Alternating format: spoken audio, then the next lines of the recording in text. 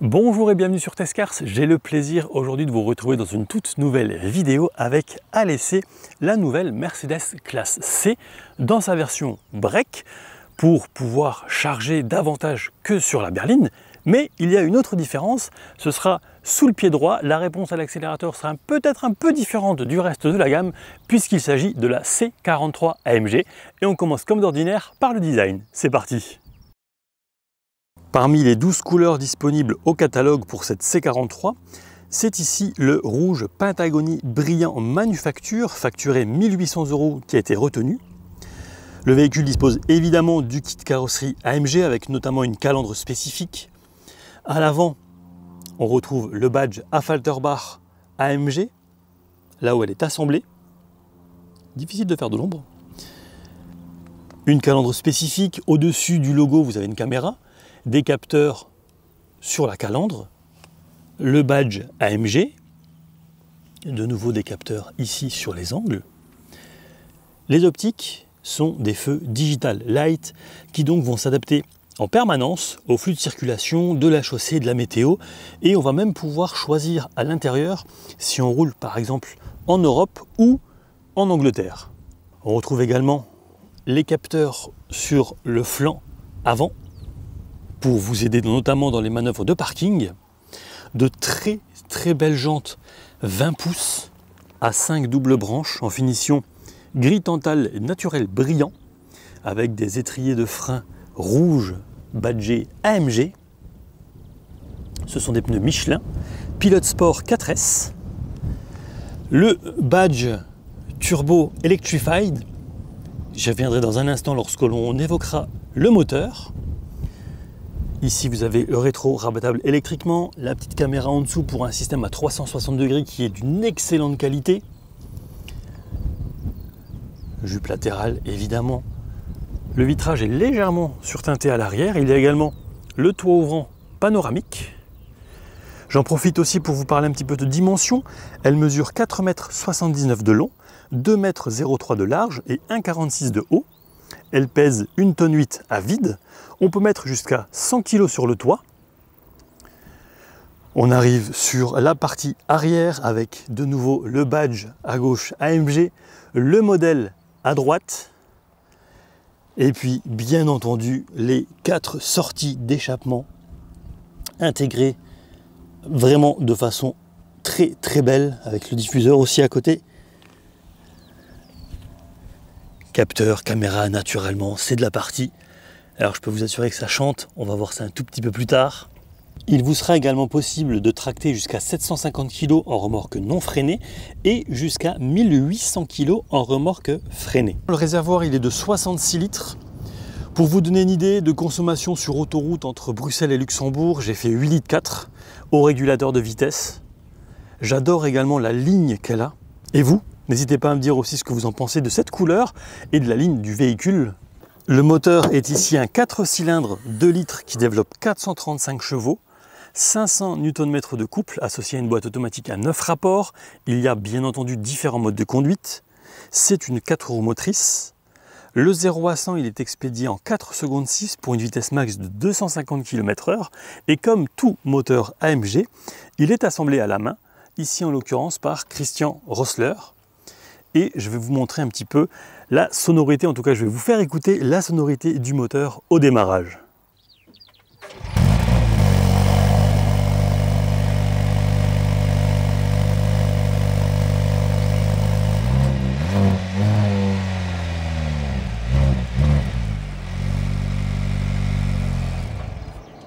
On va maintenant s'attaquer à l'intérieur avec une portière dont la finition intérieure est très bonne, jolie surpiqûre rouge qui rappelle la couleur du véhicule, le verrouillage centralisé, siège avant sport électrique avec fonction mémoire, c'est-à-dire que concrètement vous pourrez être 3 conducteurs ou conductrices avec des réglages différents. Juste au-dessus vous avez la commande pour les sièges chauffants sur 3 niveaux. Bon, aujourd'hui il fait plus de 30 degrés donc c'est pas forcément indispensable.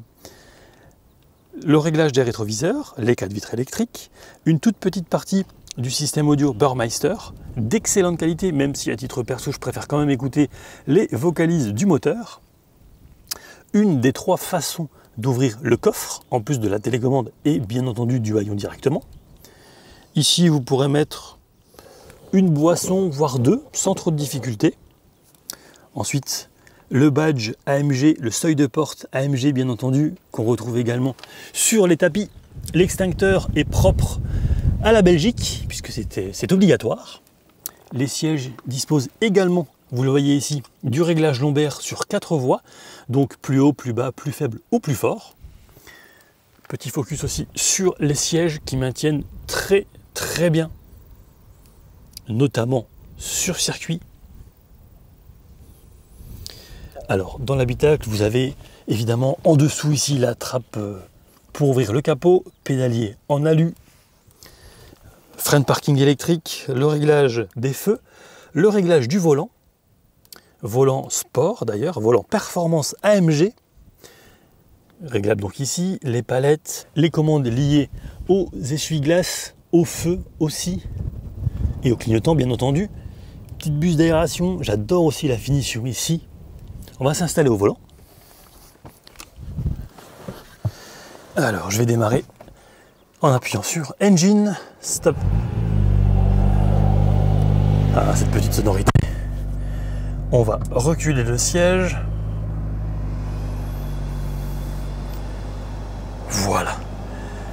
Alors, vous avez donc un volant performance, je l'ai déjà dit, avec pas mal de commandes, mais qui finalement sont assez simples, assez intuitives, et je vais vous montrer. On va commencer ici, parce que là, vous pouvez choisir le fond d'écran. Donc, par exemple, épuré, classique, sportif, super sport ou track pace.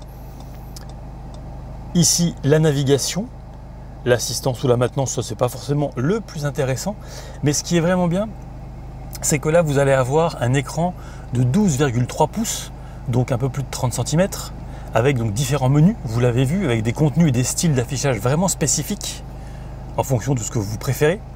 Alors je vais revenir là-dessus, on va se mettre tout à gauche, puisque nous sommes sur le circuit de Chamblay, que je remercie d'ores et déjà pour son accueil. Voilà, là vous allez avoir à gauche les G, à droite la pression exercée par exemple sur l'accélérateur ou le frein, et puis naturellement la vitesse. Donc c'est vraiment focus sur la performance. Ensuite ici ce sera lié au régulateur et au limiteur de vitesse, adaptatif bien entendu sur 4 niveaux, et vous le voyez en fait quand j'appuie ici, en même temps en bas vous avez les différentes distances. En bas à gauche, j'en profite, vous avez l'autonomie restante. À droite, power ou charge, puisqu'il y a un alterno démarreur de 48 volts. Ici, juste derrière, vous avez le sélecteur de vitesse. Donc, quand on appuie ici, c'est le P. On monte, ce sera la marche arrière, avec donc l'affichage évidemment de ce qui se passe à l'arrière, mais pas que. On peut aussi choisir différents angles. Qualité, absolument rien à dire. On va revenir en P. Alors évidemment, si on descend la première fois, on sera au neutre. Et puis en D pour drive, donc là, ça va avancer. Ensuite, ici, vous avez le réglage de l'AMG Dynamics. Alors là, je fais le lien directement sur cet écran.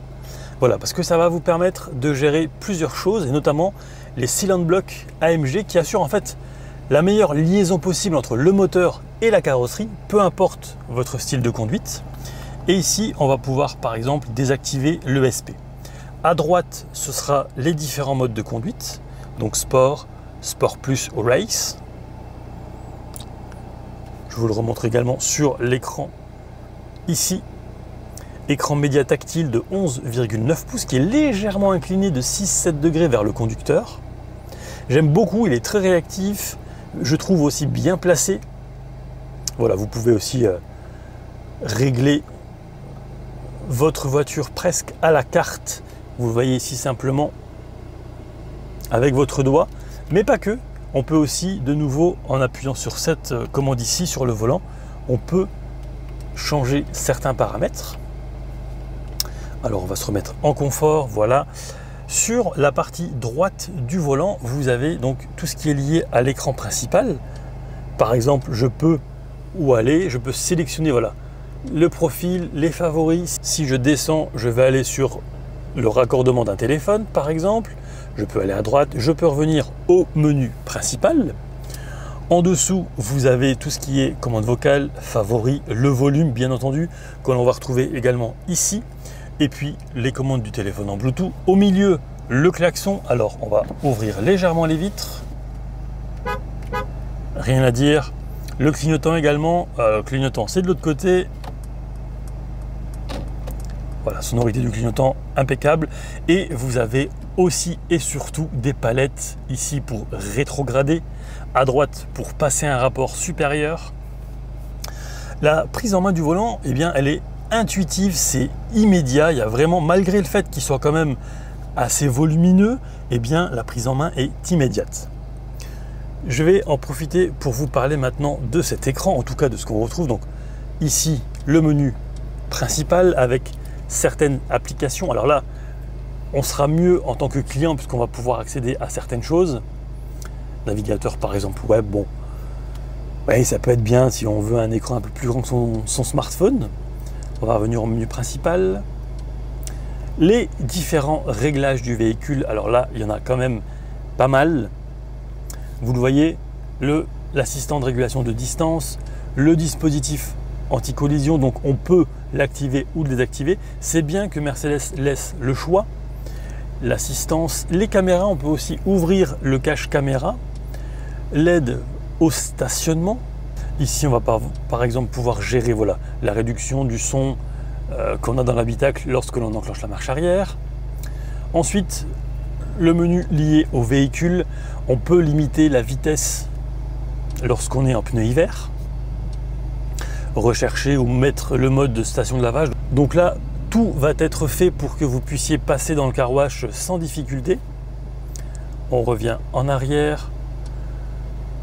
Store de toit, aide à la montée et à la descente, ça par exemple, ça va, voilà. Vous pouvez choisir la position du volant pour avoir plus d'aisance à l'entrée. La protection des occupants, ça je n'y ai jamais touché. L'ouverture ou la fermeture, voilà, on peut aussi avoir une confirmation sonore de fermeture. Perso, j'aime pas, ça permet de ne pas gêner les voisins. Dynamic Select, on peut demander au démarrage ou alors on peut aussi choisir directement, vous le voyez ici, boîte de vitesse en manuel, quel type de train de roulement on veut, en confort, sport ou sport plus, le système d'échappement aussi, balance ou powerful, je l'ai laissé en powerful, l'éclairage, donc on peut aussi, et je vous en parlais tout à l'heure, choisir si on roule en Europe ou par exemple en Angleterre. Projection à l'accueil au départ, bon voilà, ça c'est très joli la nuit puisque vous avez donc ici il y aura le logo de la marque et à droite ce sera marqué AMG, c'est vraiment très sympa. Ensuite l'éclairage intérieur, extérieur, voilà, vous avez différentes ambiances possibles parmi 64 couleurs au total. Évidemment, ça sera plus visible la nuit. Le système, bon, ça c'est ce qu'on règle en général une seule fois au départ. Et puis certaines informations liées au véhicule ou au système embarqué. Rien d'exceptionnel et rien, je veux dire, de trop intéressant. Le confort, on peut avoir une cinématique de siège qui ressemble un petit peu à des sièges massants. Et puis, je vous en parlais il y a un instant, l'éclairage d'ambiance, donc sur 64, parmi 64 couleurs, pardon. Téléphone en Bluetooth, la radio, les médias, j'explique pas. Ici, ça c'est très intéressant et notamment sur circuit, parce qu'on va avoir pas mal d'informations et notamment ici la prise de jet que l'on retrouve également, je le rappelle, sur l'écran principal devant soi. La gestion du moteur en temps réel avec le couple, la température des différents fluides. Si on veut une montre, une très belle montre, on peut aussi donc démarrer en fait un chrono via cette montre. Et puis la consommation du véhicule, c'est 30 dernières minutes par exemple, où on peut aller jusqu'à 3 heures.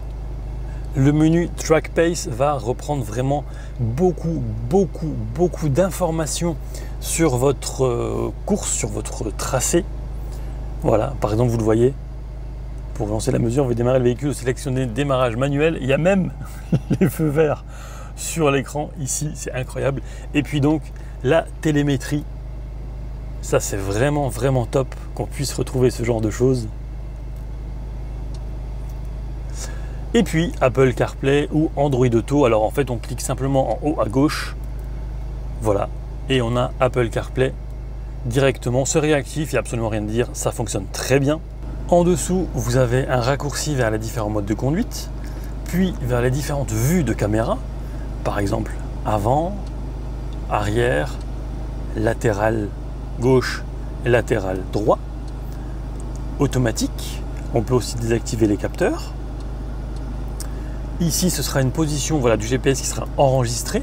Donc la caméra elle va automatiquement s'activer à cet endroit. Ensuite, si j'appuie ici, j'arrive à des raccourcis, par exemple l'affichage tête haute, qui est très bien situé. Le mode station de lavage, on en a déjà parlé, l'aide à la conduite, une des aides à la conduite, donc le franchissement de ligne actif, l'assistant de direction, donc si on quitte sa voie entre deux lignes blanches, eh bien le véhicule va reprendre automatiquement la bonne trajectoire, la protection volumétrique, anti-soulèvement, où on peut accéder directement au menu qu'on a vu tout à l'heure avec tous les sous-menus, les warnings bien entendu. Ici c'est tactile pour l'assistant vocal Mercedes Me. On éteint le système et puis de nouveau le réglage du volume. Ici vous avez double porte-gobelet, un espace de rangement ici, le chargeur par induction qui est là. Il fonctionne, mais c'est vrai que quand on a le téléphone ici, eh bien il peut y rester très longtemps. Malheureusement, il n'y a pas de dissipation thermique. Deux prises USB-C à droite. Et vous avez ici encore du rangement avec de nouveau deux prises USB-C ici. À propos de rangement, on va partir sur la boîte à gants, qui pour le coup est assez profonde. On peut y mettre ça par exemple.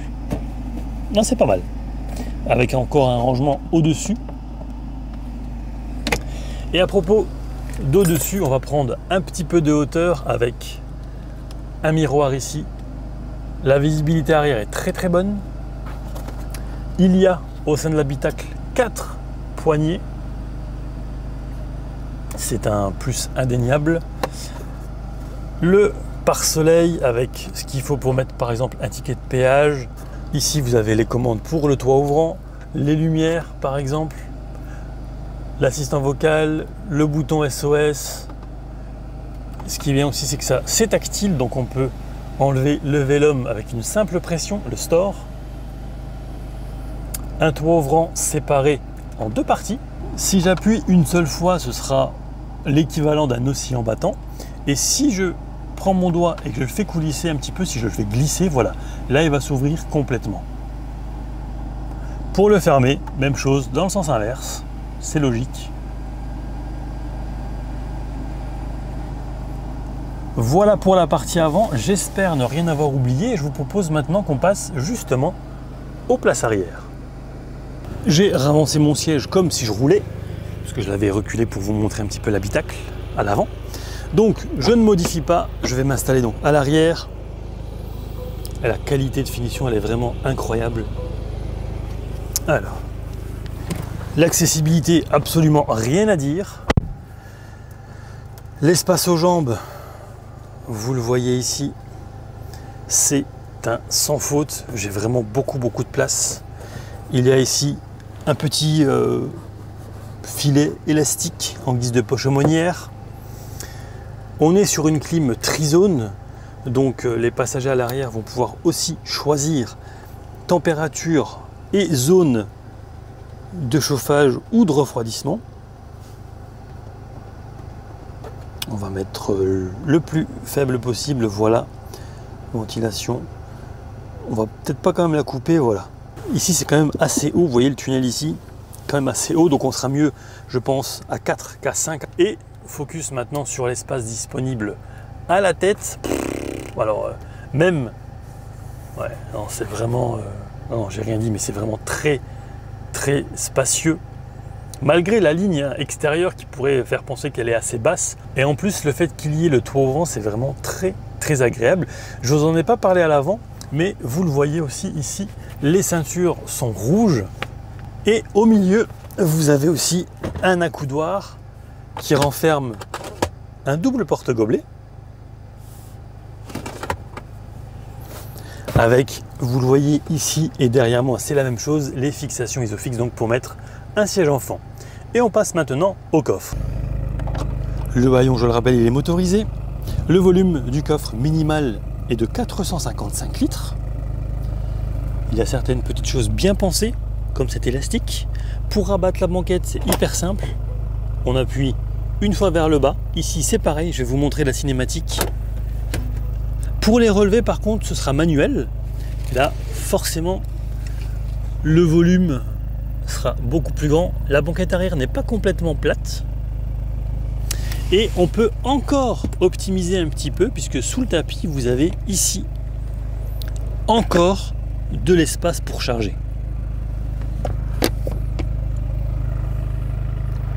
Allez, on va refermer le coffre. Je vais vous montrer aussi. C'est hyper simple de remettre la banquette en place. Hop, la ceinture ici n'était pas rentrée. On va faire la même chose de l'autre côté. Là par contre forcément ce sera un petit peu plus lourd. Voilà, ce que j'aime bien aussi, voilà, c'est que la ceinture n'est pas bloquée.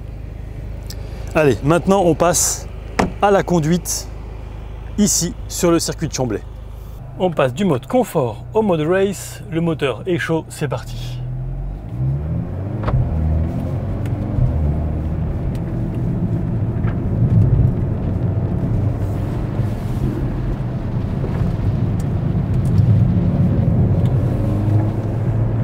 Bon, les premiers enchaînements sont vraiment pas bien méchants.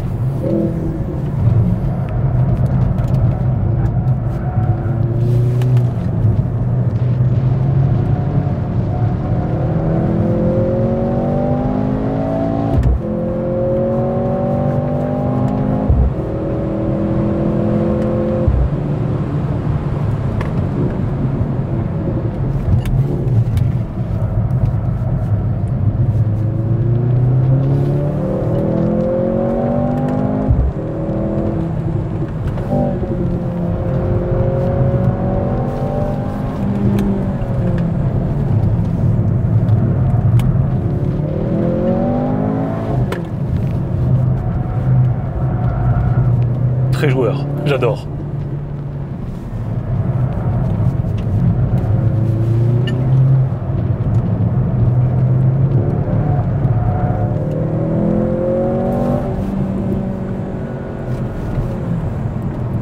Alors après la piste en conduite normale, je dirais, eh bien le véhicule, malgré des suspensions assez fermes, se montre très confortable. On est aussi en mode confort. On entend un petit son à l'échappement, mais c'est très discret. Au niveau visibilité, rien à dire. C'est à sans faute, que ce soit à l'avant, en périphérie, ce qu'on voit évidemment dans les rétroviseurs, ou encore dans le rétro intérieur. Vraiment rien à dire. Qualité des caméras aussi, j'en ai parlé, c'est un sans faute. Ensuite, prise en main du volant sur route. Alors, en général, à l'auto-école, on apprend à 10h10. Moi, je le prends plutôt comme ça, avec le coude gauche sur la portière. C'est confortable, ça tombe bien sous le bras, justement, sous le coude en l'occurrence. Le freinage, très bon.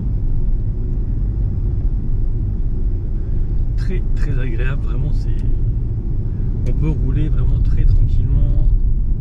C'est très sympa. Tout ce qui est infodivertissement, réactivité impeccable. Il y a aussi l'alerte d'angle mort qui est aussi utile quand vous êtes par exemple sur une place de stationnement, vous vous apprêtez à démarrer, faites pas attention, tout de suite ça va biper. Régulateur de vitesse adaptatif aussi, j'aime beaucoup. À 50 km/h en 5e, 1500 tours minute. Là vous allez voir, j'enlève les mains du volant, le véhicule va suivre la route avec bien entendu un affichage qui va arriver assez rapidement en rouge pour me dire de remettre les mains sur le volant. Voilà, ça vient d'arriver. Je vais laisser faire. Personne derrière moi en vue. Je ne touche à rien évidemment, ni les pédales ni le volant. Ah. Il commence à y avoir un avertisseur en plus sonore. Ça reste assez discret. Ici c'est 80, donc je vais grimper à 80 et le volant n'a pas détecté puisque je ne l'ai pas vraiment pris en main. Donc on va aller jusqu'à 80 km/h, la vitesse max ici.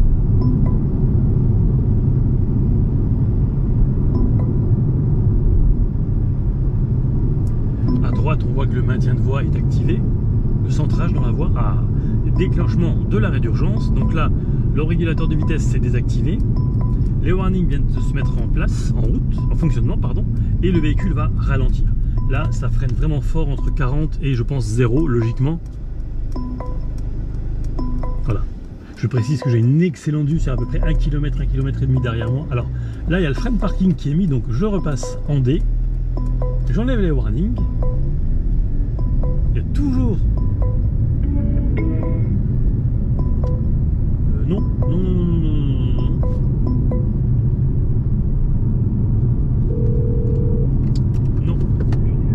La centrale Mercedes-Benz, alors à l'appareil, vous avez eu un accident? Non, pas du tout. Je suis en train de faire une séquence pour un reportage auto. D'accord. Donc tout va bien, c'est très gentil. D'accord, très bien, je vais terminer. Merci, bonne journée, au revoir. Alors en conclusion, est-ce utile d'acheter une C43 AMG quand on recherche une classe C break? La réponse est non, bien entendu.